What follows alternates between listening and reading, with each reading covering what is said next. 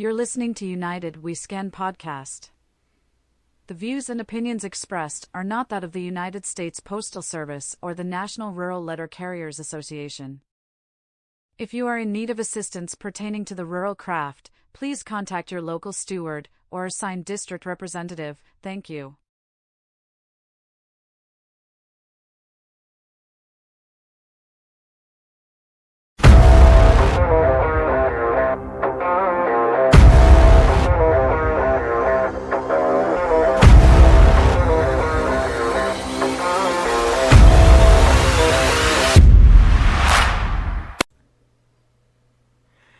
Welcome back. We are on episode 9, and it's the normal crew tonight. How you doing tonight, Mike? I'm doing well. Hope everyone is too. Josh? I'm doing fine and dandy. Still not looking forward to the alarm in the morning. Bill?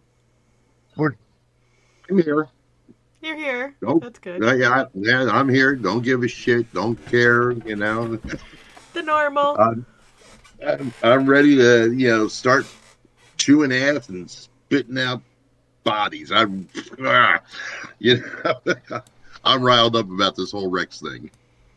I hear you. I am been plugging away at trying to get these mapping updated before Tuesday. It's been an interesting week, that's for sure. So we were talking a bit before we started recording on some fun stuff between Wrecs and a couple of us listened to the city podcast, Ada Arbitration, and we were talking about the most recent episode and the lack of accountability with management. But you don't want us to get us started on that one, or you do. Go for it, Bill. What accountability? I mean, the next time somebody settles one of my grievances for language, they're going to hear so much profanity. It'll burn their freaking ears off the side of their heads. I am so tired of that. It's almost like, oh, well, we really don't want to pursue this. We don't think we have a good case. I am just over that to hear we're going to settle for language. Well, folks, I got language for you. And I'll tell you what, you're not going to enjoy it because you're not doing your job. You're failing the craft. And it's just for, an easy way for you to turn around and say, well, I did my job. What job did you do? Really? When you settled for language. Well, and then you get a lot of the GATS payments, the settlement payments. If you look at how much settlements cost the post office, he was making comparisons. When you have a settlement that's $500,000 settlement. He had it literally broken down to how many stamps or priority or expresses the post office would have to sell just to make up that specific settlement. What they're making, yeah, exactly. So, but they would rather pay that out than hold management accountable? Apparently. But, yeah. And then he also was talking about how if Your something robot. happened, they're quick to send you a letter of demand for... Hold on, let me switch ears. Is that any better? Yep. I would say, but he made the point of saying how quick they are to mention how quick the post office is to send a letter of demand for just a couple $100. Yeah. Exactly. Oh yeah, God forbid you owe them. Mm-hmm. I mean, I think sure one example he was talking about. He was talking about an example of they sent a letter of demand for like $1,700 because the city carrier signed out stamp stock that was to be delivered to a business, And the they had the business wrong said they tracking never numbers. received it. Yeah, because Yeah. the order confirmation had one tracking number, yet the post office, the way they had you had another. There was non-matching tracking numbers for that order, for that that And business's the stamp only stock. Yeah. documentation they had was the email Yep. that the business sent them. Yep. Nothing, no official receipts or paperwork or anything. Yeah. Or and then then you get the little chintzy ones because that were COD based. A lost check, a COD lost check, or something like that. And it's just we're gonna get those. You're gonna pay for that right away, or but you're gonna pay out $250,000, $500,000 in grievance arbitration settlements. When you It makes sense, doesn't it? yeah, exactly. Let's not hold your management accountable whatsoever, but let's pay out millions of dollars a year in settlements. Well, no wonder we can't get raises. Well, in our office at Christmas time, they violated somebody on the city side. The guy was in the six figures just for the month of December. Yeah, Six that's figures. that's one office. I just sat there and I shook my head and I says, "Well, way to go." He says, "Well, I don't have to do nothing except for file." He says, "They're giving me the money." Yeah. I was like, "Yeah, you're kidding me." He says, "Nope." He says, "Everything they're doing, they're admitting to." Mm-hmm. He says, "But they want the mail moved, so since they're violating the contract, they're knowingly doing it. They got to pay." I'm like, Yep. "Oh, that is sweet." I mean, that's you got to love that. Yeah, I've seen a lot of questions floating around lately, and if we think this MOU is going to get extended come the end of the month, that it expires for regulars helping on other routes and on Sundays. Any thoughts? I hope not. My thoughts are, I don't think they're going to extend it initially. If anything, it'll be mid-March before they re-sign anyone. Well, it ends the day before the mail survey starts. Exactly. There you go. So they're going to get through the mail survey and then see what happens with the route, and then they'll see. Yeah. But I'm hoping they don't. I understand there's regulars in my office who are regularly helping out on other routes and helping on Sunday, but I refuse to, not because I don't remember what it's like to be an RCA, but because the more we help, the less incentive they have to hire RCAs. Right. Mm-hmm. But you were just telling us, just before we started recording, that it sounds like your new manager is going to potentially start trying to hire. Well, I don't know. Well, I didn't say that. I said that. Well, I'm just saying it sounded like. No, I didn't say that at all. I said 10 of us submitted 120-day letters on Friday. Oh, that should make them pull their hair out. Yeah. I know someone else told me that a bunch of the carriers in their office submitted them in the last couple of days. Can we get off this subject, because that's a sore point for me, since my DR settled for language on that one, and I was personally involved in that one. That is really a sore spot for me. Mm-hmm. I mean, 120 days. That's 6 months that you had to get 2 RCAs in there. 2. 4. 4 months. 4 months. 4 months? No, Yep. because we actually had to go an extra 30 days on the front end and the back end because of the change of management. Gotcha. According to the DR. And then he turned around and settled it for language, saying that the postal management will cooperate with the union in future issues. Wow. And contractually, it says if they fail, they're supposed to create a PTF. But what if you're already a We- formula office with PTFs? Yes. And what if you already have PTFs and nobody else qualifies to be a PTF? Well, they can, after they post it in office and it doesn't, and it comes down with no bid, it goes to district and then back to anyone that is out of probation and then hire off the street. We did, but she kept tripping over her pole at the case. Well, that I can't speak to. Oh, I'm sorry. Did I say that out loud? They brought one in, which means they technically, if she didn't last, that's not quote unquote their fault.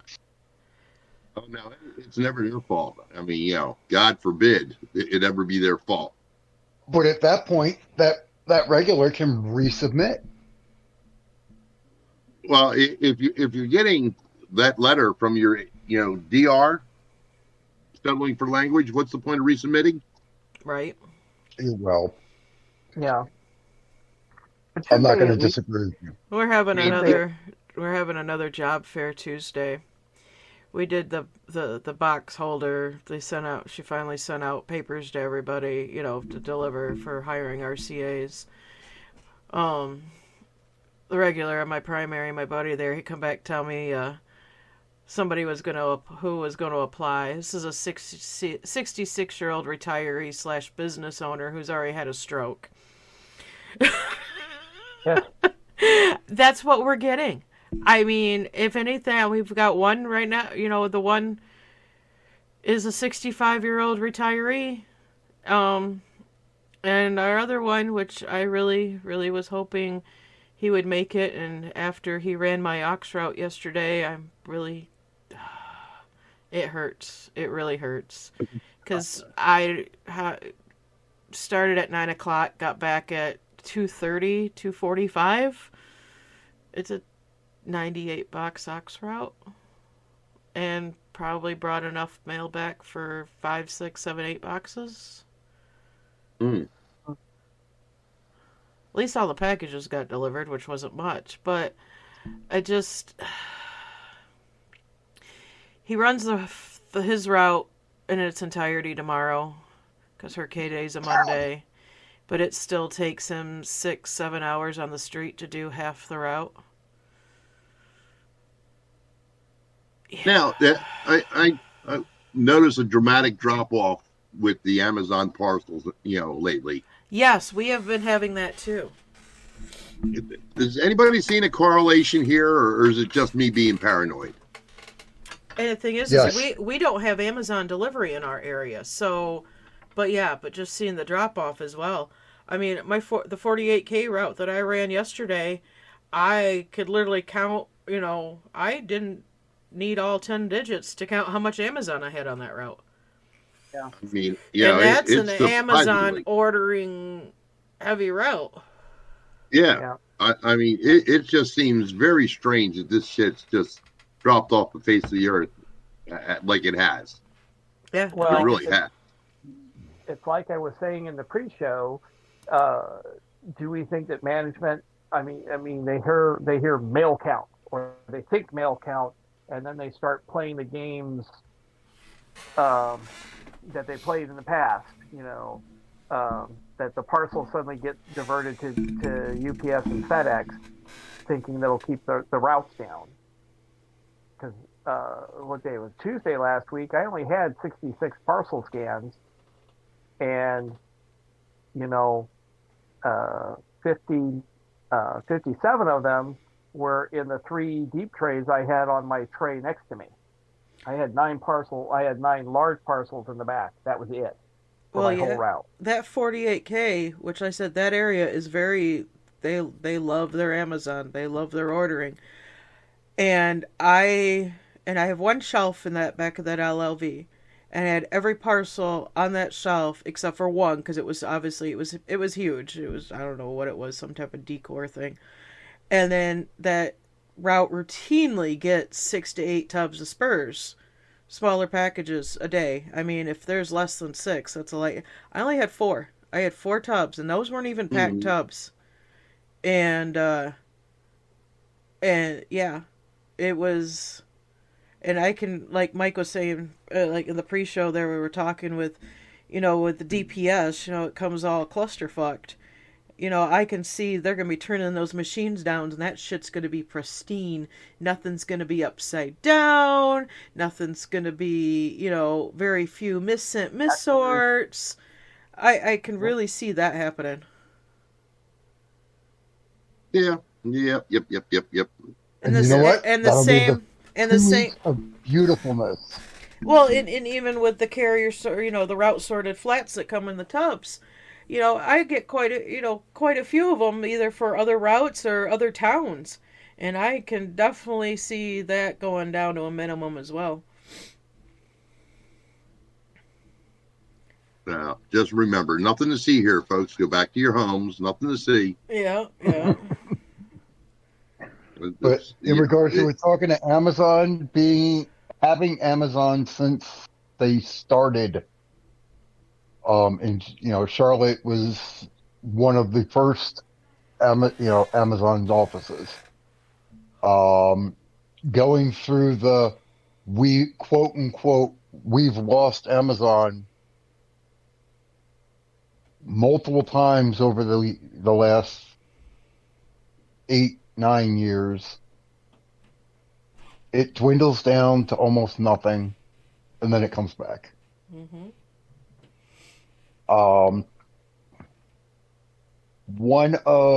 I don't know if he's still there, but there was the district manager for the Mid-Carolinas when I got hired, left the post office to work at Amazon with their logistics, their delivery logistics. So with him knowing the inner workings of how the post office works and he was the one that oversaw deciding who got and delivered which packages. Did they deliver it themselves? Did they give it to FedEx, to UPS, to us?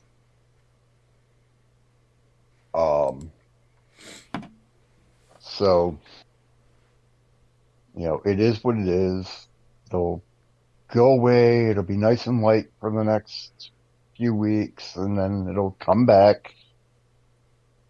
And that's good because it'll average in for the next, mini mail survey. You're not losing anything. It's just temporary. Yep. Well, the problem of it is it's temporarily affecting the numbers for that whole period, folks. Yep. That's the problem with it being temporary.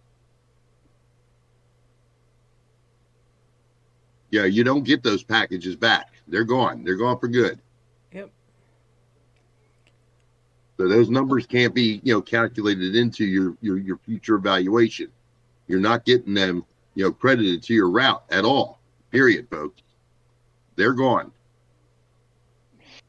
I get a word of warning to everybody. You better check all your numbers on these radar systems because there are plenty of people out there getting all kinds of fluctuating reports as to what they're getting credited, and it's not matching what they're recording in office. And if you don't think that the post office is not going to play with these numbers like they have in the past, you're kidding yourself. Oh, I agree. I haven't even had management hasn't even printed out those reports in my office yet. Better believe I'm going to say something again Monday. But it's just, yeah. I mean, and making sure that your edit books and your 4003s are up to date. And yeah, the 4003 system as of 5 p.m. Tuesday evening Central Time will be locked out for nearly 2 months. Until these Wrecs things, and it's not going to come back up till nearly 1st of April. Mm-hmm. Now, and I don't know if any of you guys have readily available the list of dates that they had. Did any of those dates indicate when they're supposed to notify us of the new? I can look it up real quick. I just had it up. Hold on a second here. I'll look it up.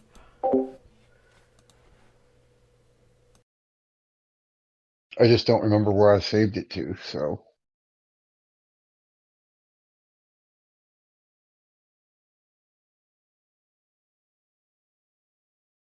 Because that's the other thing I've seen a lot of people post that they're telling us that on Saturday, March 25th, which is the first day the eval is supposed to go into effect, they're going to tell us what our new eval is.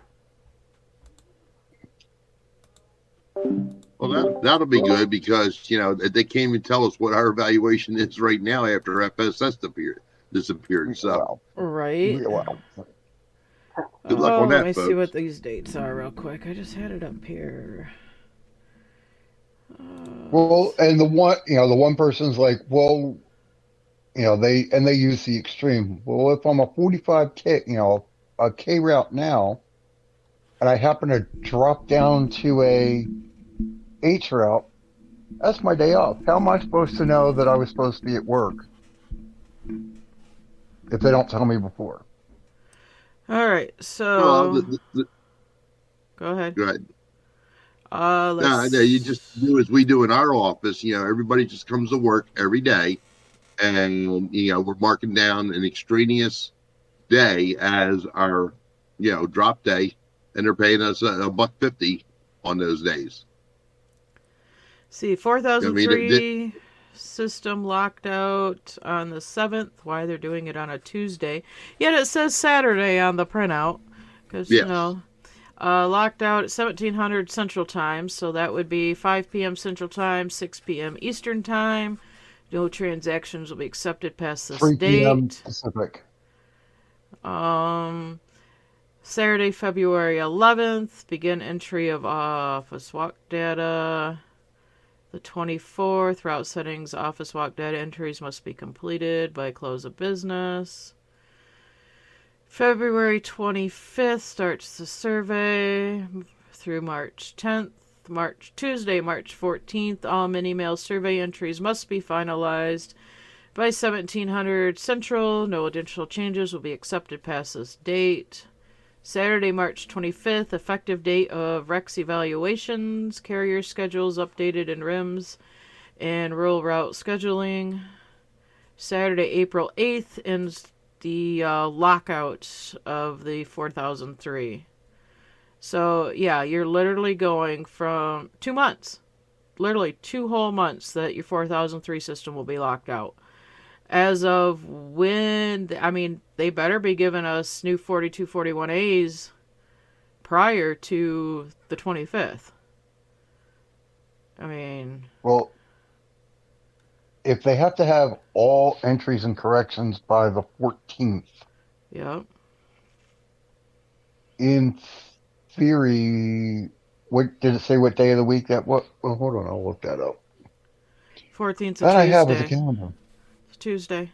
March 14th is a Tuesday. Yeah, it's 2 days before my birthday. All right, so Party, 14th, party, so by Saturday party. the 18th, they should have that information. Yeah. In theory. In theory, they should, within a week prior. Even flow of mail. So the new evaluations will take effect when? I can't remember the date you said. I didn't. 25th. March 25th. Yep. Beginning of the pay period, March 25th. I trust them. About as far as you can throw them, right, Bill? Well, a couple of them I couldn't even pick up. Let me tell you. Well, Right. and that's no lie. and picking up it is a problem when you can't reach around them. I digress, but it's all true.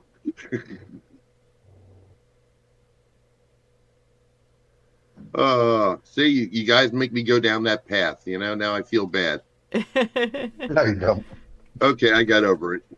Just because we show you the path, doesn't mean you have to walk down it, Bill. Man, I was running down that path.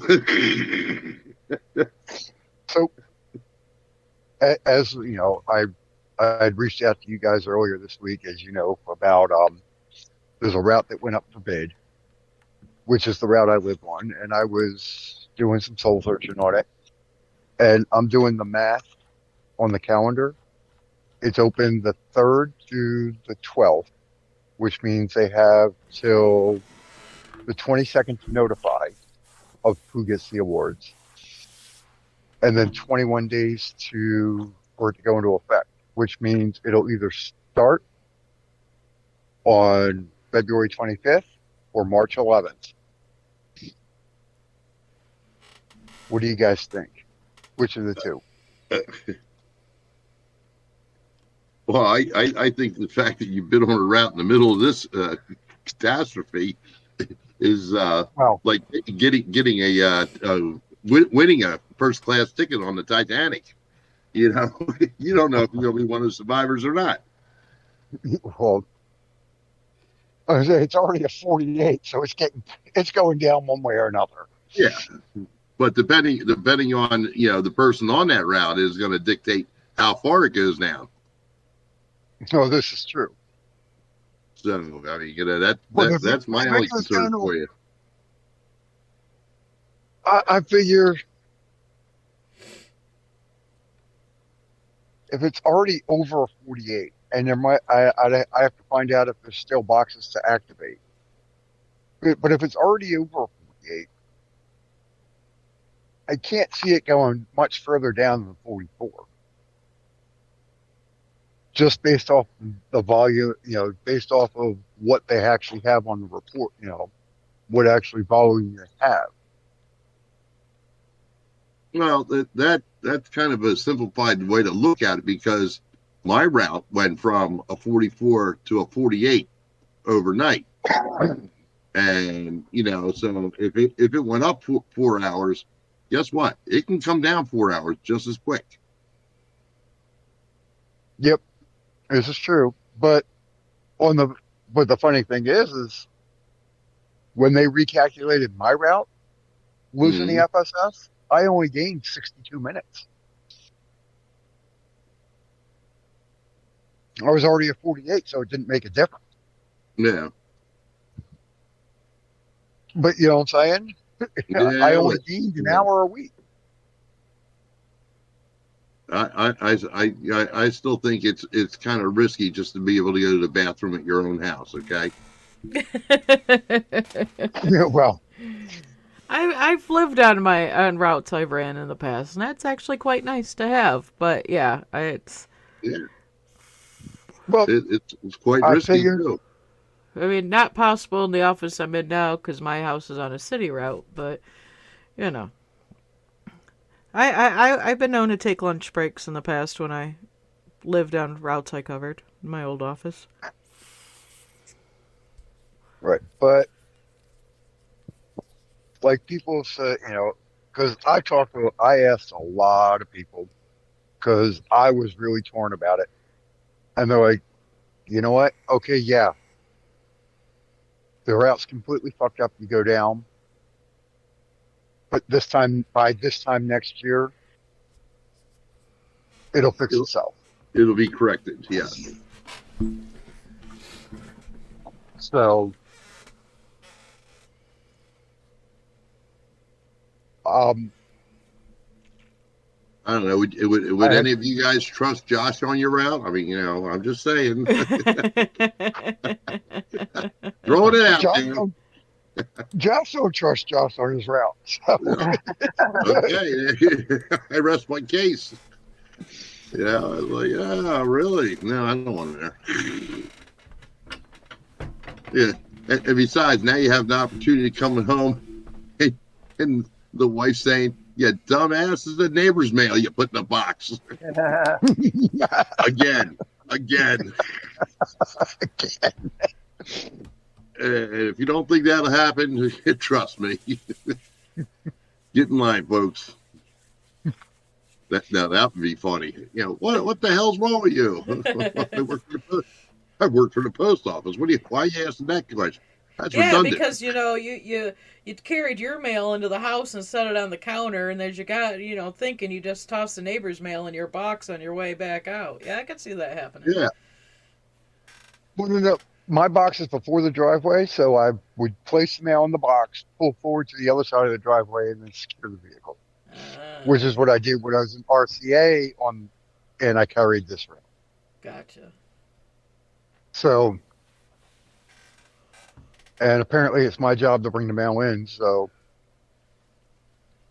I'm the one that Yeah, receives yeah, that kind of goes with the job title, doesn't it? Yeah. That's what I was told. Wife gets home an hour before me. She goes, "Did you bring the mail in?" Wife, what the hell? You were here first. Exactly. They're all home before I am half the time, and it's like, Yeah. did you check the mail? No. Did you? I've been delivering that shit all day. Why the hell do you think I wanted to go to my box when I got The home? hell's wrong with you? I ain't. But yeah, that's not good. Hey, I'm gonna give next week we got the Super Bowl. So since the Eagles are in, you won't be hearing from me. But I bought some of those what do you call those things? Tray dappers. Uh-huh. Have you seen them on the RCA webpage? Uh-uh. No. They're like these slides that they're a rigid plastic slide that fits onto the EM tray Oh, yeah. or the old gray ones. I got two of each, and I'm gonna hand them out to people who do the up down method at work. See if they like them. They're expensive though. Jesus God, they're almost $30 each. Oh, wow. Yeah. What'd you say? It's just a slide to push the mail forward? Yeah. Well, Keep it standing up? Yeah. The one just claps onto the edges of the EM tray, the shallow mail tray that your DPS comes in. Uh-huh. Oh, okay. Now the other one is a larger one, and it fits in the old gray trays. The hard plastic one. The hard plastic one. Right. Now the trick of it is that it actually has pegged feet that are also, when you slide the mail up, they sit into this indents in the bottom of the grid that's on, inside the tray. In the tray, right. So it doesn't slide backward. Which I think that's pretty dang good. I like that. I use half trays, so, That's what I do. I use half trays. Half tray? What the hell you do with a half tray? Well, Turn it upside down. I don't turn it upside down. I don't even. I mean, I'll use the DPS. She's saying she pulls down into the half trays. Yes. Yeah. I've seen pictures of her pulling her oxrat down. She's got like 3 inches of space after the mail in a half tray. Well, that's because when you get a handful of DPS and 5 flats, you don't even need to use the fucking case. You just flip through that shit in your hand, insert the flat, and then put it in the tray. But but no, even on full routes, I pull down into half trays. I have short arms, and I don't pull the actual tray towards me because I keep the tub of spurs down below so I can have even sight. So I pull down into half trays, and I'm not worried about it flopping all over the place. It's right there. But that's me. Okay. Well, not all of us have that convenience. And I use half trays in my POV because I used to pull down into tubs, crisscross into tubs, but with the car that I have now, I can't put that tub on my lap. So I have a half tray that sits on my knee of my pull down, and then my DPS, because of the way I have to sit in the wider car, I don't have quite enough room to put a full tray of DPS or full tray on the seat, so I pull down into half trays and have those stacked 2 to 3 high next to me. But no, I use half trays for everything. Like I said, not everybody has that convenience. I'm happy for you, but no, I'm not. But I'm saying that. But you're in a POV too, so. I mean, that makes a world of difference also. Yes. When you got the ice cream trucks, you can do a lot more.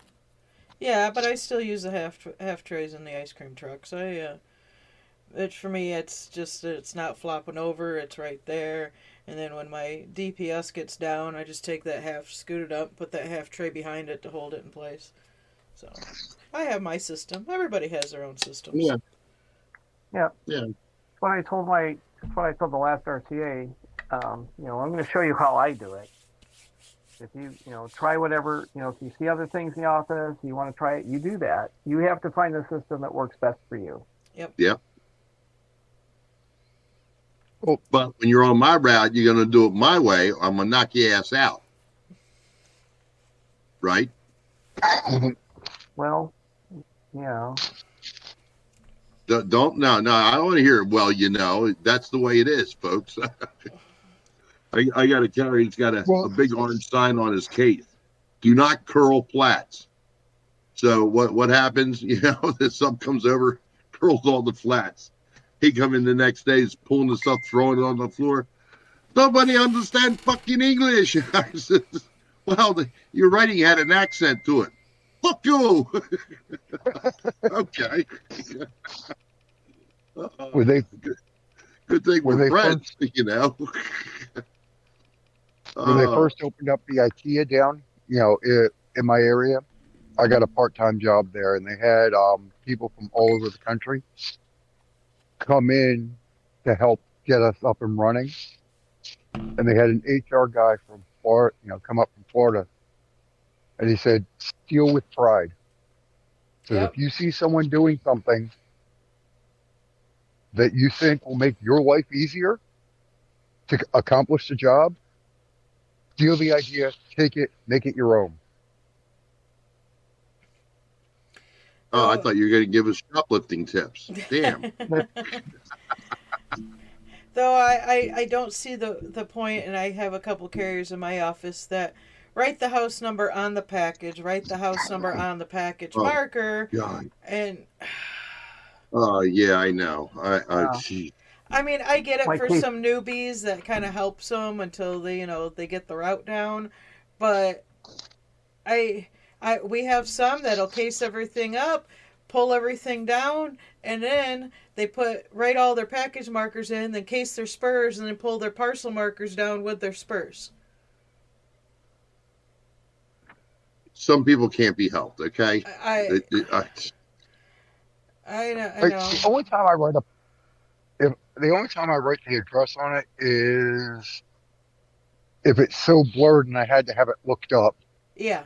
or it's so tiny Well, that yeah, I'm that's squinting to see it. I'm Or the- writing or- it bigger so I can actually read it. Exactly, or the label's messed up or something. That's one thing. Now, I don't Or write. for the really, really big, the really big, huge ones, I'll write it on the two ends, on the two ends, and then the top, on the top by the two ends, and so that way when I slide in the truck, I can see it from my seat, and also when I go out around the back and have to get something out of the back, I can read the address. So other than that, there's no point in writing on them because the address is already on there.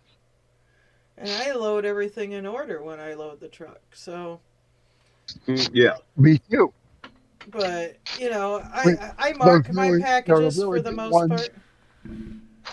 I mean, on my aux route, I don't mark anything, and it doesn't matter if I'm running it with my POV or the LLV assigned to it. Lately, it's been my POV. I don't mark packages on my aux route because there's rarely that I may have more than 20 packages total for that route, so I don't mark them. Right. I was But with. like for example, I don't mark my spurs. the other day I had two full-length mirrors and a 5-in-1 car seat Mm-hmm. stroller combo thing. Yeah. So you can line them up next to each other in order, but like I said, just to quickly look at it and see what the address is instead of having to pull the box out, slide the box out so I can get to the label and see it. Say, all right, this one's this house. I usually, I don't know, I guess my memory gets the best of me because if I got something big like that, I'll remember that house, even though I'll mark it. In the case, when I market packages, I'll mark it, but I'll know what box goes to what house. And I've done it with trainees, running the route, and they're in the jump seat, and I'd be like, hey, hand me that box. It looks like this. Huh? What? Yeah, it's that box there with that. Really? How do you remember that? I just do. My one neighbor is like that. She doesn't mark anything. The small spurs, flat type one packages, she puts in a tray. Yeah, I put them in tubs, but The yeah. big stuff, she was, big packages, she lines up in order. But yeah, she knows what goes to what address. Rarely will she miss one, and have to backtrack a little bit, but then again, she only has 150 curbside boxes, so the rest of her route is business parks or apartments. I split with one of my trainees. I split the route with him one time, and I was doing the POA part of the route, so it's just a clusterfuck of turning around every other road and every other driveway. We nicknamed that route turnaround. Go down a road, pull a box, turn around, go down that, yeah. And I had to run my aux route beforehand, and he wasn't done, and I said, he wasn't done with his stuff and getting out of the office, and I was like, I'll come back, because I'm not going to mark the packages. Supervisor looked at me, I said, I don't need to mark them on that route. I said, I'll be back to grab it when I'm done with my aux route. Yeah, I mean, it just depends on the route and the day, but in general, I normally mark them in the case, but I don't write on the markers. I've got my own personal package markers that I use, that I keep, with my stuff, and so I just take that to whatever route I'm running, because I have my own personal system, which is completely different than everybody else in the office. So I keep my stuff to me. And so when they come over to run my aux route, when I'm running a full route, and I'm like, there's extra package markers, parcel markers in the drawer there. You can write on those, whatever. I don't care. They were never mine to begin with, but these are mine. Don't touch them. Yeah. I mean, I paid for them out of my pocket. They're mine. I still haven't paid for parcel markers. I've acquired some over the years. But then again, for my large packages, I use the old day tag. Deliver by whatever day of the week with the different colors. Yeah, yeah. I typically use the blue ones, and then I'll use an alternate color as a secondary marker if there's more than one. Just so I can quickly see there's more than one when I get to the address. Bill, you don't mark anything, do you? No, I use the mail tags for marking them. I use the yellow ones I keep for my holds. Okay, the vacants are pretty consistent, so I don't have to, but I teach the subs to because they can't remember them. Yeah. But the yellow is like the yellow light. It's caution. Pay attention. So if you see a yellow tag, skip the next mailbox. If you got two mailboxes in a row, put two tags in there. You skip two mailboxes. And then I use all the others, any other color for the large parcels, and I just stick them in front of the mail. And like you, I load the truck according to the way, you're going to deliver it. And then, if there's something that's too big to come, pull over from the back of the truck or anything like that, I just load it on the tailgate in reverse order, of what I'm doing. Same. So, yeah. So, that works out fine and dandy. And, like Mike said, I'm going to show you how I do it. How you end up doing it is up to you. Find out what works, for you. Because, you're going to have to, to do it on your own someday. And then, you want to be comfortable with that, formula.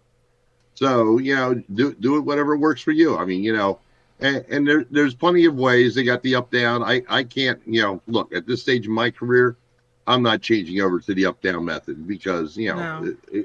it drives me up the wall. It really does. And that was one of the reasons why I got these caddies or dapper, tray dappers, whatever the hell they're called, just to see if they would work for the carrier, not so much for me. I'm not going to incorporate them, but if they work for other people, well, then it might be worth your investment, folks. To put the money into. You only need one. Yeah. And for each size tray, if you're going to use multiple trays, but you only need to put one in there, and if it saves you 10, 15 minutes a day, guess what? In 2 weeks, it paid for itself.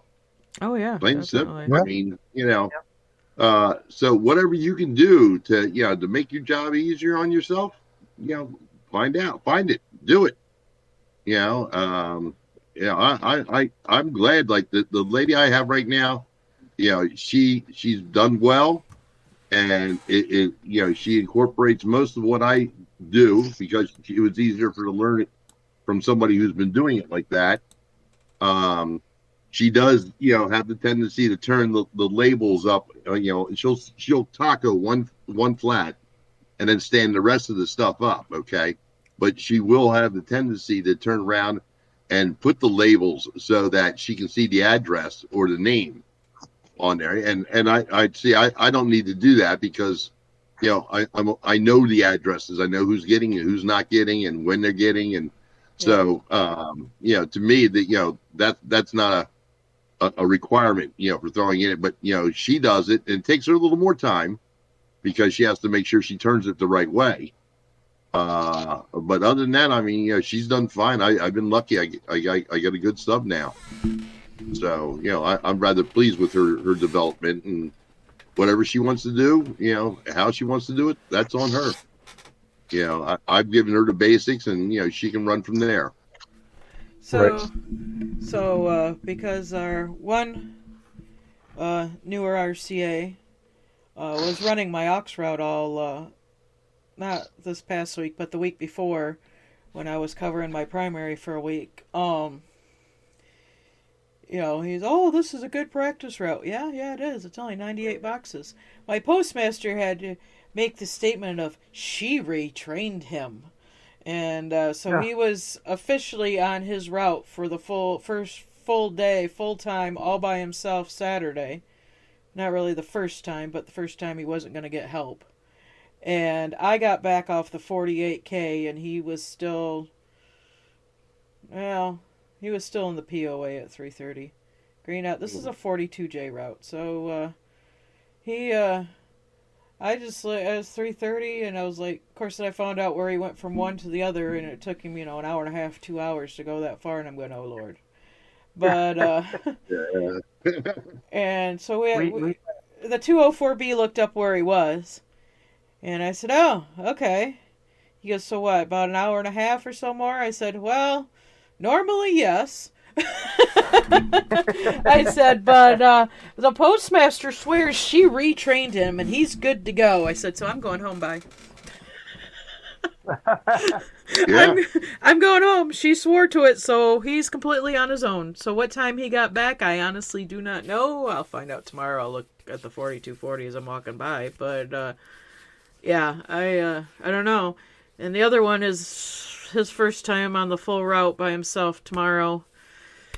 And I don't know. It's been taking him 8 hours to do half the route, so... Oh. We had a...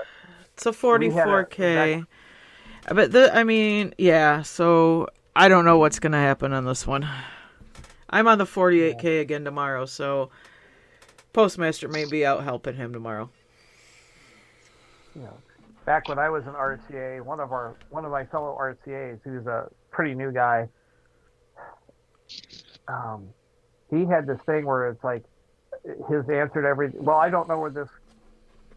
Give him parcels to do, and he'd be like, well, maybe not on the route he was doing. So, no, I'll just Google it and I'll find it. And we're like, okay. Well, he would Google stuff.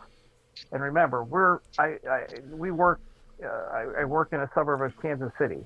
Mm-hmm. There's two Kansas City, and yep, kind of close to the Missouri border. Oh yeah. But he would Google stuff, and he would take him so long. What do you do? Well, the Google was taking me into Missouri. Like, wait a minute. if the solution has you in Missouri, before you even start, why are you going? Retype that. But this guy would take off a parcel, and he would literally be halfway to Missouri, and before he would figure out that maybe he should turn around and come back Yeah, but he was making good time. to Missouri. Yes. Oh, that doesn't count? No. Oh, damn. I was going to give him credit for that.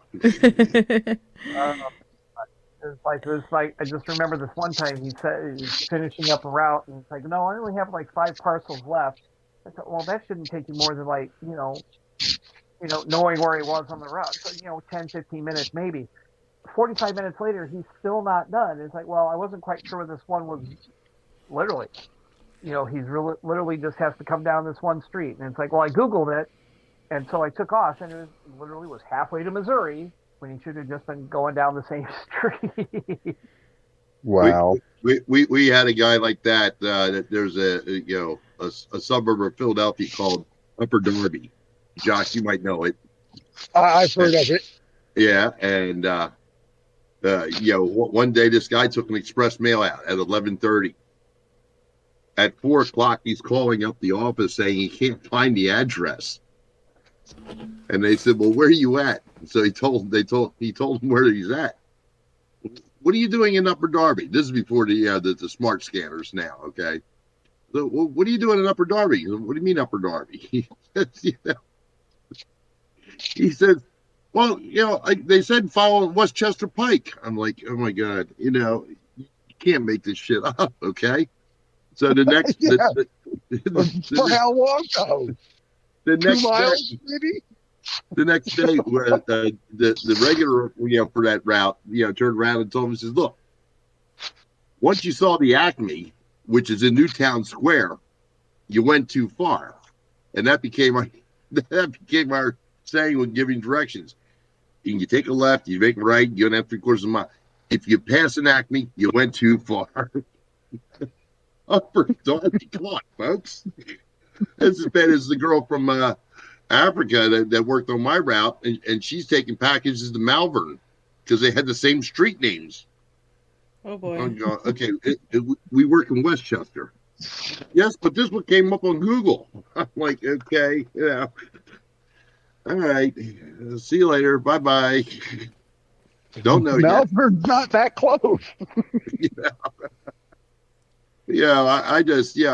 I laugh because when you prompt a Google search, okay, when you do the Waze or anything like that, it doesn't come up with the city you're looking for. It comes up with the first one.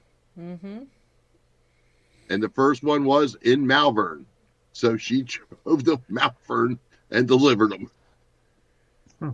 That was the worst part, I said, hold on, didn't the scanner come up saying that you're at the wrong address? Something should have went off, but apparently it didn't, or she didn't pay attention, whatever.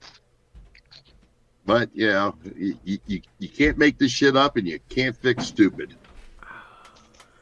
But you can slow it down and muffle it for a short period.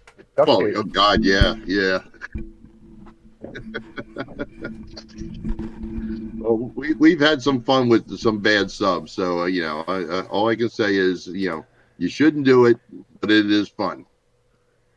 Yeah, it's interesting. I don't know. I mean, there's only so much you can do as a trainer. You know what I mean? Yeah. So the lesson learned here is when you're using Google, if you put in 123 Main Street and you see there's more than 123 Main Street coming up, write in the town and or zip code. Right? What? Use your head? Use common sense? Is that what you're saying? How dare you? I didn't say that. I said, I know you didn't say that. It's the post office. Common sense doesn't exist in the post office. We know that. Well, I got in trouble for that because one day somebody, I'm not saying who it was, put a sign on the door where the employees came in and says, common sense and common courtesy stops here. Excuse me. Yeah. It was I up don't for know 2 why. days before they noticed it.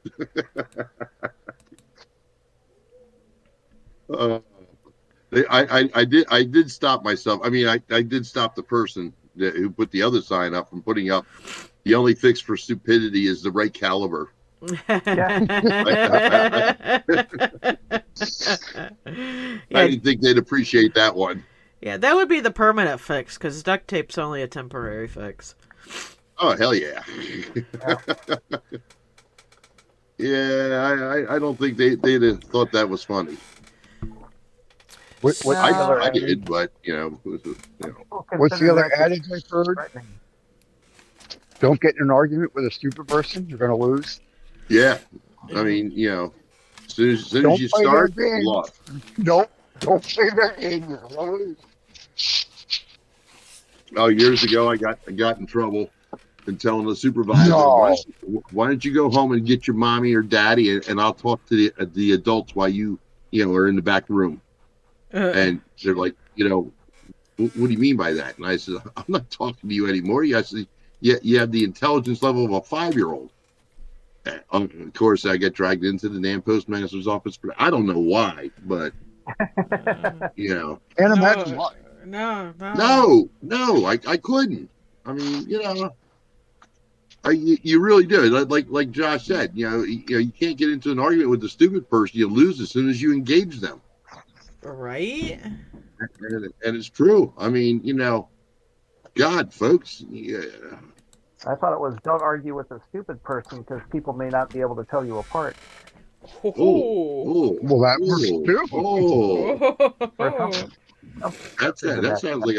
That sounds like something you learned from experience there. I tell you that. But I just sit there and laugh. It's like because it's scary, folks. You're in a position of management, and you're the weakest link in the post office. When your manager basically is running employees away, I mean, we've lost many. We recently had a clerk that bid on a position in another neighboring office, and she has been there for a week and absolutely loves it. Yeah. Yeah. We have a city carrier wants to become an RCA. And so I was helping him, go through the system, and then he says, yeah, and he says, and then in a little while he says, maybe I can find something closer to home in Pottstown. I said, well, don't come over here just to transfer to Pottstown, in a couple months. Right. Well, I want to get the experience. Well, go get it on your side of the fence. Yeah, I just then apply for that position in Pottstown. Yeah. Yeah. Well, they won't let me go. They're not going to let you go to the damn, rules either. So, I mean, what the hell? Uh-huh. I folks, I don't know where your minds are, but man, they ain't connecting. The dots just don't connect. Jesus. But, what do I know? Right. Oh, I know. So, I know we got this mini mail survey coming up, and honestly, nobody knows what's going to happen with this, where evaluations are going to go, honestly. You hear all these rumors, and some of them, you hear, oh, they're all going to increase by 2 to 3 hours, or they're all going to drop by 3 to 5 hours. Don't listen to any of that, people, because nobody has any flipping clue what's going to happen. No. No. I think a majority of them aren't going to change much at all. No. Because most routes are going to stay within an hour. Within an hour or two, I could definitely see that, because what we've lost in the mail volume, the majority of us have gained in packages. But to be honest, your flat volume is what makes your eval. Yeah, and ours is not what it used to be. Yeah, you get a bunch of credit for packages, especially to the door now with the new system. Yeah. But flats have always maintained a 10 piece per minute. Even And when with them changing the standards over the years and decreasing and decreasing, working flat has always been 10 per minute. That's one that has not changed. That's where your volume is. That's what's going to make or break you. and when you're only pulling down a tray and a half on a 48K, that's not much on a Monday. No. I mean, flat volume is ridiculously cut from what it used to be. From what I remember, when I first started 8 years ago on a 48K, and I remember I had one day it was just absolutely horrible, and they called in another one of the RCAs to come and split the route with me because I just was not getting out of that office because I had that much. And he come in, he's like, wow, this is a lot of mail. I'm like, right? And compared to the 48K I'm running now, I mean, yeah, when you only have a tray and a half of pull down, it's ridiculous. Maybe two trays. Trainee. Yeah. I had to laugh at my trainee one day. We got 11 trays of DPS. Oh. And she goes, oh my God, that's so much DPS. I says, well, they have the Val packs in there. Oh, okay. We don't get those, but yeah, I know what you're talking about. Yeah, and she goes, and I said, well, they're thick. I just there's not many of them. They're just thicker. They're worth about 4 letters as far as thickness is concerned. And I said, and the nice thing is they're natural cheaters. You don't have to worry about your up down or small to tall. You can just use the valve pack in the front as your cheater. And as soon as I showed her, she goes, oh, okay, this isn't too bad. Well, it's not too bad, but it's you have to still get on top of it, because that's quite a bit of DPS. Oh yeah, and I do case it, so that's the drawback there. But I don't case DPS. Don't sweat it, Well, like the station I started at, there's some routes in there that are the volume factor is somewhere between 4 and 5. With the FSS, the one route on a very light day would get 6 yellow trays of FSS. Mm-hmm. That was a very light day. I've seen the one time he had 20 FSS trays. Yep. Granted, her whole route is in the one golf club development, but still, that's a lot of freaking mail. Yeah. Yep. I think now it's the equivalent of maybe 7 trays on a heavier day, but still. And I've never worked. That's a lot. I've never worked in office with FSS, so I'm old school and case and flats, but yeah. Okay. Let's see. Pre-FSS, the pre-sort bundles, she'd get like 12 tubs of pre-sort bundles. That was like my original route I started on in my old office. I mean, if I had, it was a Monday and I would have 8 tubs of pre-sorted bundles and another 4 tubs of route sorted loose stuff plus hot case flats. I remember that on any given day, I especially. Yep. And then, and just coming and switching offices in the different areas and seeing, the mail volume was much lighter.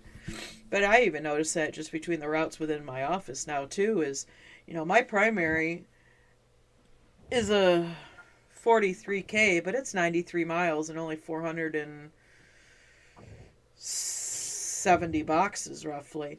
So, I mean, flat-wise, that one's pretty light compared to the rest of them. I'm working on the 48K and getting, he's like, yeah, I just got to pull down or do my smalls. And I'm like, shit. I'm still casing up my flats. But again, that route gets a lot more flats than everybody else. Right. It's just... Like right now, my route, I'm 21 miles, and I have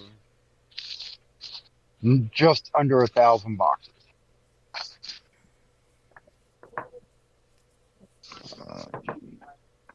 Actually, one of the routes we mapped this week, the one that was the bane of my existence. I was so happy to be done with that one. She actually lost 14 boxes from when we originally mapped it a year ago. But man, I'm telling you. People, learn your edit books, please. Please, yeah. Please learn your edit books. Curbside is curbside. It's not other. If it used to be in a CBU, but now it's a curbside box, please switch that in your edit book. Oh my gosh, please learn proper edit book etiquette, please. This has definitely been an experience this past week updating these routes. Oh, you can't make this shit up. And I mean, yeah, you know what the new vacant code is, right? Which one? For your edit book?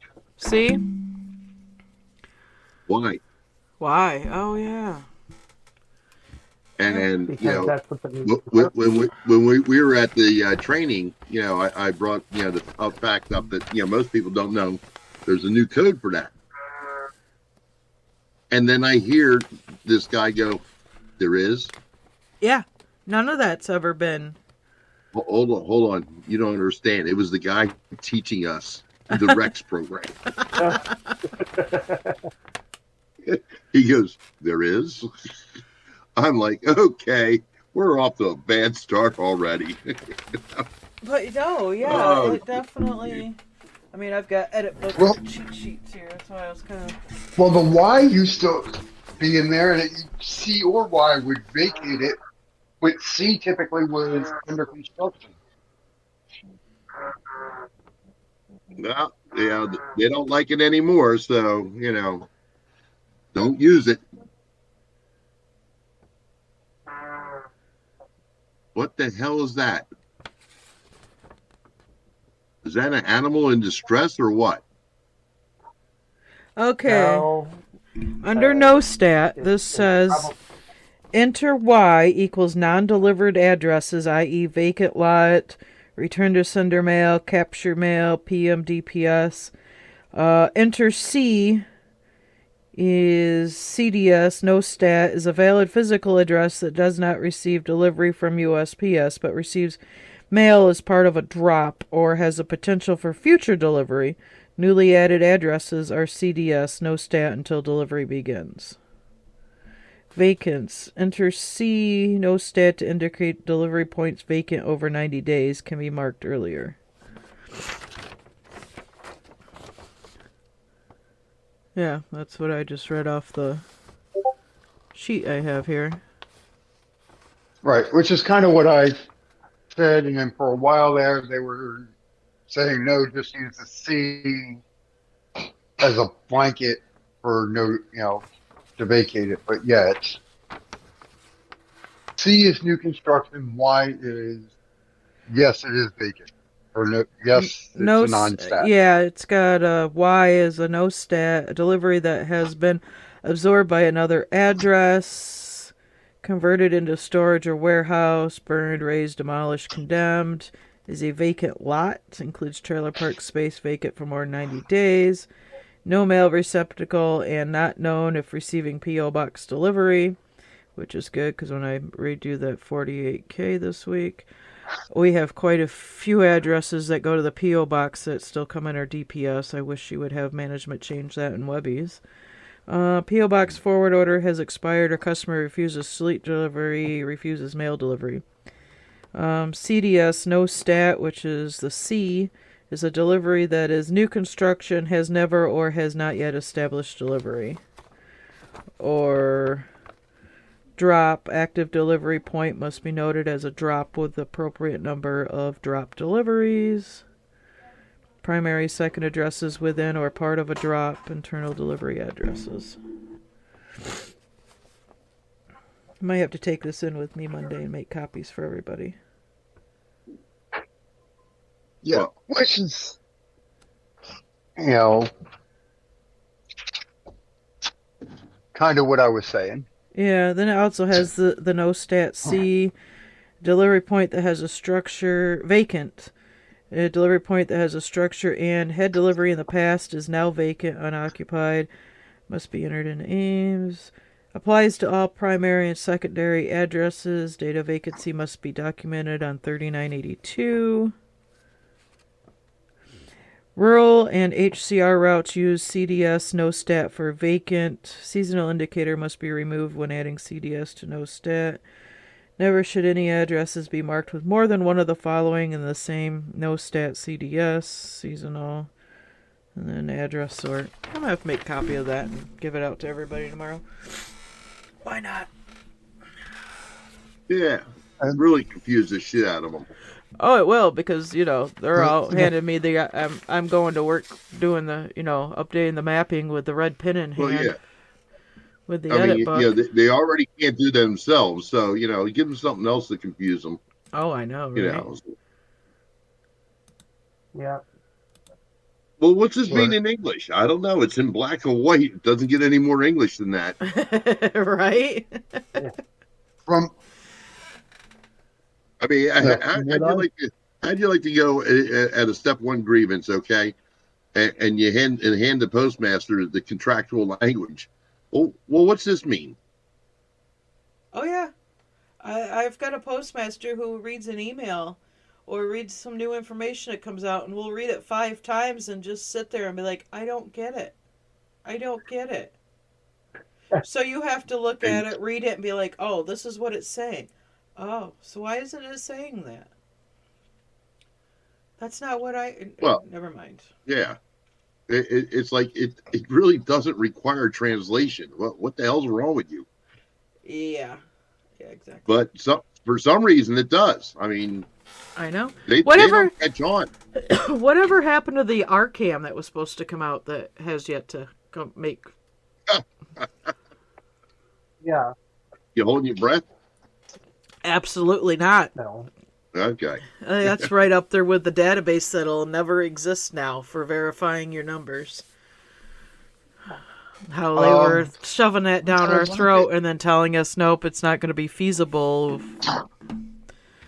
Yeah.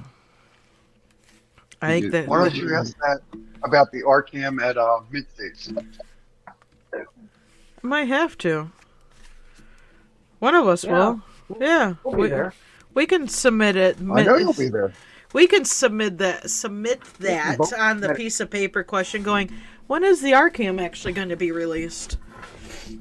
That would be interesting. They gotta have, you know, other than trying to track down this radar report and end of run report, there's got to be some method either the union comes up with or the post office comes up with that we can access our numbers. And I know it's a money thing, but you know, now that the Postal Reform Act was passed and they're supposedly swimming in money, you know, it should be, you know, why don't they throw money at stuff like this? Oh, because they're paying it out in GATT settlements. Yeah. That's where all that money's going. Yeah. Well, hey, she's not wrong. I saw a post going today Not that said, you know, they saw a stat saying that over 50 million people are subscribed to informed delivery. Yep. If they charged $1 a year for the service, that would be $50 million. Yeah. Yeah, Well, exactly. yeah, I mean, they charge you $1 to do a online change of address just for verification purposes. So For why the can't address they? verification, yeah. Yeah. So why can't they? I mean, charge $1 a year for informed delivery. Think of that. I mean, that's $50 million fucking dollars. Hold on. This is my pet peeve: the free boxes. If you you mean the you go to moving the boxes? if you go to the post office and you have something you want to mail out, and you buy one, get one of the boxes there, they charge you like $2 to $3 for the box. But you can get 10 of them sent to your house for free. Yeah. You know how many people, especially on one of the routes in my office, in that particular portion of the route, anytime we see an address in that little neighborhood ish that you want to call it, you know, the Region C boxes, the large flat rate boxes, all that stuff, order them by the case. And we look at the address, go, yep, they're moving, because within a week now you have a change of address coming, a PARS label coming in for them. We know what's going on. They're ordering them because they're free moving boxes. How about this? Well, and someone said that, you know, I saw someone said something about why don't they start charging for those boxes? Not a large amount, and then if you actually start shipping, you get some type of discount. Knock the charge of the box off of the No, right. Just charge them for the box. Don't go through something else where you have to give a refund or a credit rate. Just charge them for the fucking box up front and get paid for it. You can't get a free box from UPS store. Nope. Okay? You know, you pay for it. Folks, I mean, you know, this is not hard to figure out. Jesus Christ, you know, stop giving the store away. You know, even if it's like 50 cents $1 a box. You know how many times? Yeah, exactly. You know, depending on the size of the box. You know, yeah, exactly. Like I said, I know one particular route in my office, in that neighborhood, you know when somebody's moving because they order a lot of boxes. Well, yeah. Well, it's funny you say that, Kristen, that, you know, they order the boxes and you're like, yep, they're moving. I've seen where people, they order them, and then when you go to, you know, you have like 10 cases of the large flat rate box, and you get there and they're like, oh no, that won't work. I don't want them. So now you got a whole. Or they meant to order one box and they order one case. Yeah. I wanted 10 boxes, not 10 cases. Yeah. Yeah. I did that accidentally when I had my own business before I started working for the post office. I thought I was ordering, 10 boxes or whatever, and it ended up being like 10 cases of the large flat rate game board boxes. I'm like, well, I mean, I was using them for my business for shipping, but still, it's like, oopsie. I don't need this many right now. Yeah. Now, I'm really going to start the shit with this one, okay? How about we start charging for forwarding mail? Because our first mission is to deliver the mail. We're paid to deliver the mail, right? We delivered it according to the address that you had on file. Now, for the mail to get forwarded again is an additional charge for us. It's an expense for us, correct? Uh-huh. So why are we doing it for free?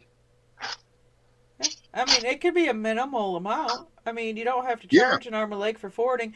I mean, they've started to charge to extend your forward, but but people are smart enough, they'll just go in and put a brand new forward in when it expires rather than paying to extend it. Hello. Just saying. Not rocket throwing science. It out there. Just throwing it out there, because that really irks me. We're paid to deliver it to the address that's on the envelope. We made and honored our commitment to deliver it there. Mm-hmm. If you wanted to go to a new one, there should be a charge for that. Well, like Kristen said, let's say you put a forwarding order in. Guess what?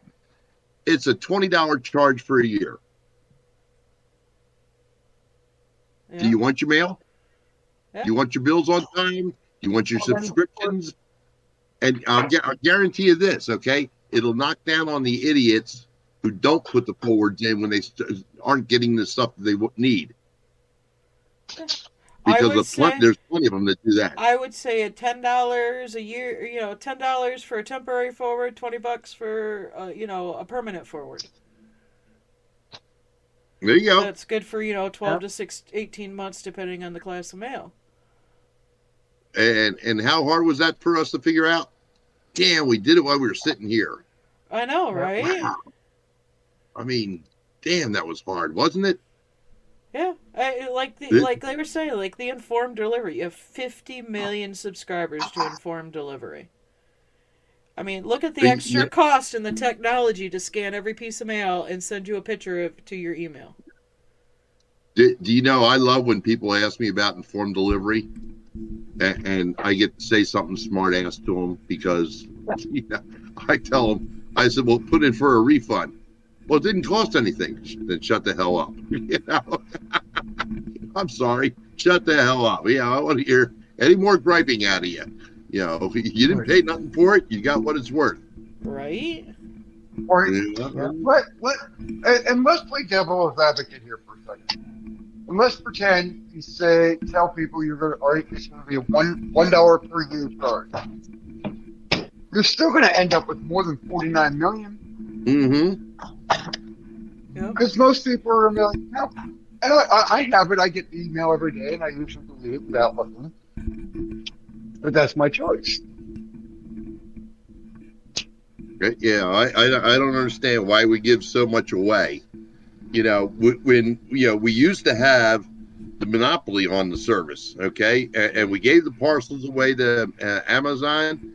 We set them up, and now they're kicking our ass. Okay, same thing here. Where you're delivering an item, a letter to an address. You were paid to deliver to that address. They no longer live there. Okay, it cost us money just to send back to you, let alone forward it. But we don't charge for that. Well, what kind of business is that? Where did that business model come from, folks? And why do you think they keep increasing the rates of postage? And we're up to 63 cents a stamp. And so we're just going to increase postage because we're not going to put a service fee on any of the other services that we offer alongside with that 63-cent stamp. Yeah. It's a bamboozle. It is. That's what it is. It is. It really is. And I'm tired of being on the end of getting bamboozled because Jesus Christ, every time we turn around, we pay for all these blunders. Mm-hmm. We really do. And folks, I'm tired of it. I'm tired of the fact that management can't figure some of this shit out on their own. The lady goes, the informed delivery told me. I said, no, informed delivery told you the approximate time it would be delivered. That's not a guarantee. Yeah, it doesn't mean it's in your box today. And it actually tells you if you haven't seen it in 7 days. Yeah, it tells you at the top of the page. What do I need informed delivery? All my mail comes past due, Right. Somebody says, you got a lot of past due. I said, yeah, but it's only one creditor. Well, who is it? Past due. No, who is it? No, it's past due. It's the same guy. Yeah. Well, I mean, think about it. I mean, they want to complain, the money. But, when you take a look at, I get it. You guys are for regular carriers. You have your step increases. You have, the COLA when applicable. But, and then, the general wage increases, which, 1% is woohoo, whoopee-doo. But look at RCAs, and I'm going to take example. Myself, 8 years in and counting. I'm making the same amount as a new guy walking in the door tomorrow. Yep. I mean, how is that an incentive? It's an incentive not to be an RCA. I'll tell you that. I know. And The one that's supposed to be retiring this summer says, "Well, I don't know if I'm going to go at the end of July or wait until next April." Somebody take her out. Oh, you just say this. Have you ever met Bill May? Right. He's into organic gardening. That was the same one I was mapping. That was the bane of my existence the other day. So yeah, I mean, it's like, of course I'm going to make sure this route is up to par because I may be taking it over someday soon. Yeah, well, or next year. Yeah, maybe the other one will go before then. Either way, I just... Hey, just make a phone call and we'll see about making it happen. Just kidding, folks. Just kidding. Uh-huh. I don't believe in violence. Only for the good. But, anyways.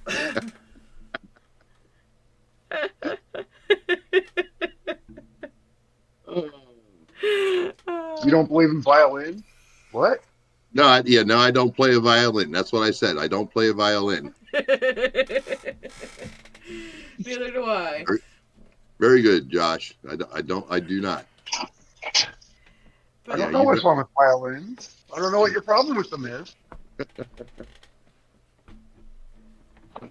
I'll explain to you someday. Josh, are you going to make it to National Convention this year? I am hoping. I hope Bill will be there. Mike will be there. I'll be there. Mike will be there. Oh, it's not for a lack of wanting. Yeah, I'll be in my neck of the woods this year. Yeah. They actually did not get the share. Who knows? I'll have to start looking to see what'll be my best interest. I look just do it, or I think it's like a 12-hour drive if I decide to do that. Yes, it is actually. Go that route. Yeah, well, I know when I lived in Grand Rapids, it took me 12 hours to drive from Grand Rapids to Virginia Beach. So, yeah, probably rough around 12 hours. Well, I think it's like 11 and a half to 12. Yeah, something like that. Depending on which.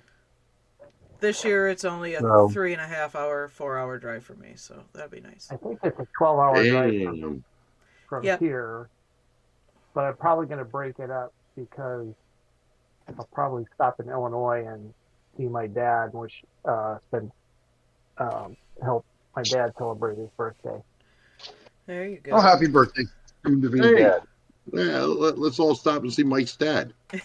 Yeah, that's a little out of my way, but yeah, that's a little out of my way. He doesn't have as much room as he used to have in his little villa at the assisted living facility, but yeah. I'll find some hot nurse there and hook up with her. I held that drive to Mid-States, though. Wichita will be about a 18-hour drive for me. Ooh, damn. That's a drive. Yes, it is. Well, it was a 27-hour trip to Florida for me, so it'll be a little bit less. I plan on driving. I think I've got one other person that's going to actually ride with me, so that'll help. Now, You'll stay at the convention. Yes. This year, won't you? Yeah, you're not going to drive back and forth. No. I mean, I could. My cousin only lives probably about 20 minutes from there, but I really don't feel like staying at her house. My parents are about 45 minutes away. It'd just be easier to stay on property. I mean, I know the area. Yeah. I used to live just a couple, like 3, 4, 5 miles up the road from where the hotel is, so I know the area quite well. I used to live in that town, so it's. Like I said, last time we hosted it there, I stayed on property as well, so it's just easier for me. And it's so much easier staggering to an elevator, Yes, it is. Yeah.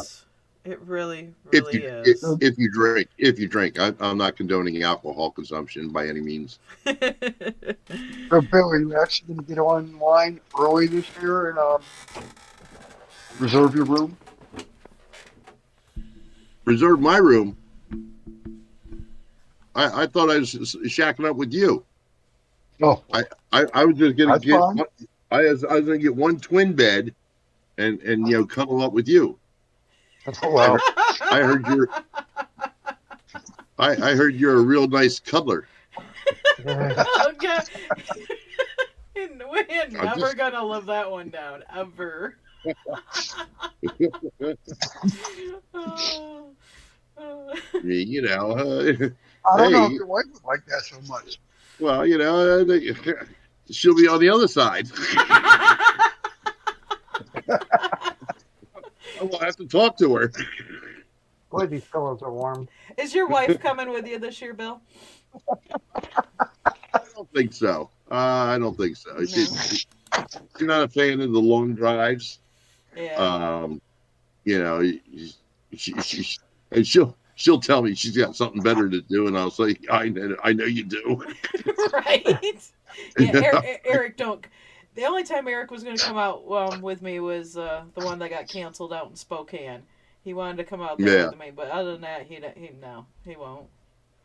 Yeah, I'm on my own when it comes to that. So Yeah, it's I sit there and I'm like, well, hold it. Why does it take 11 hours to get there?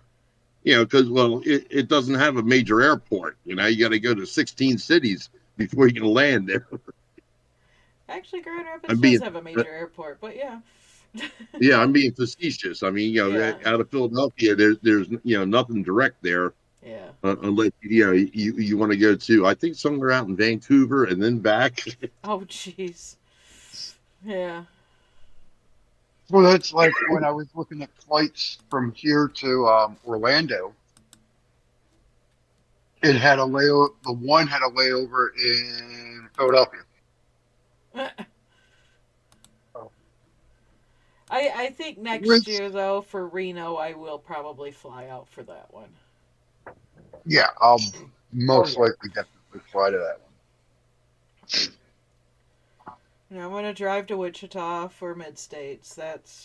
I've driven that drive a couple times. That's not a big deal for me.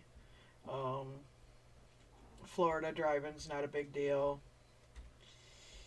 Texas, I'll fly to.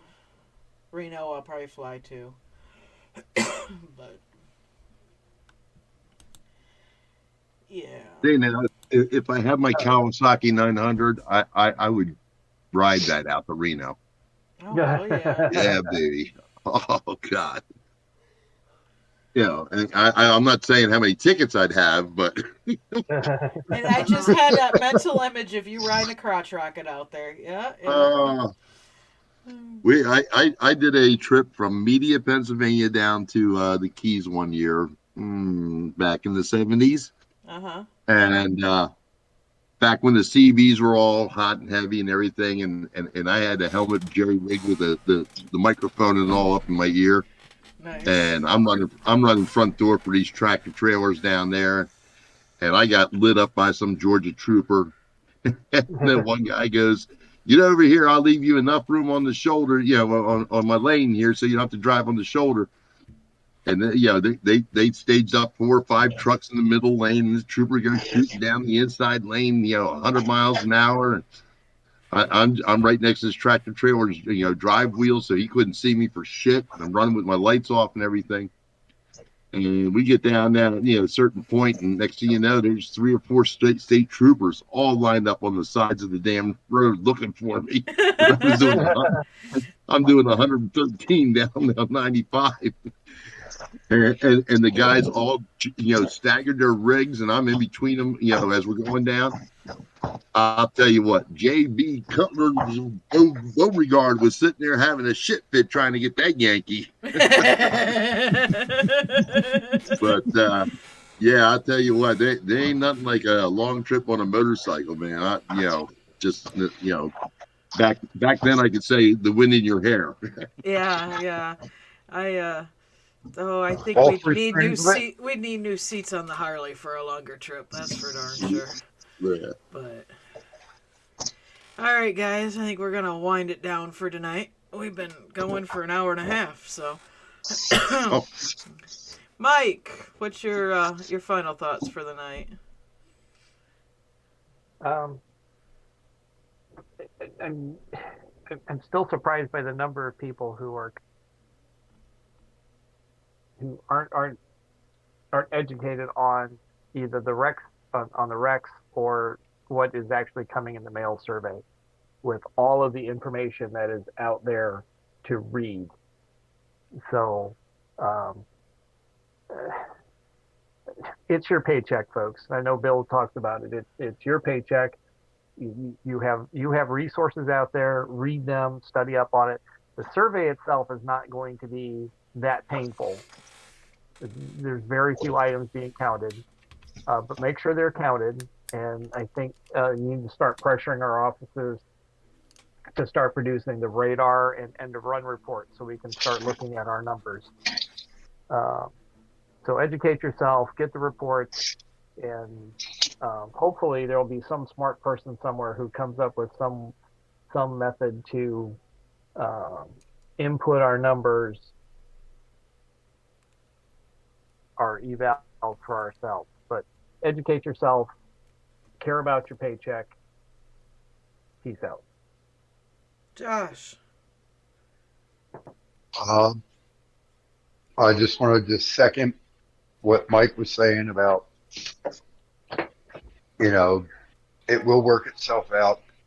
Don't get overstressed. Just do what you're supposed to do. Don't get overwhelmed. If you do, take a step back, take a breath, step back in, and try and have a good week. Go Birds. Yep, I'm going to add to what Mike and Josh, I think we're all on the same page with that. But I'm going to add in that the RCAs, I understand we're running every route in the office. I get it. But it's just important because that route that you're running that day, their evaluation is your paycheck. I mean, if you're one of those few that's working under 40 hours, that evaluation is your money is too. I mean, there's plenty of us that are killing ourselves with overtime.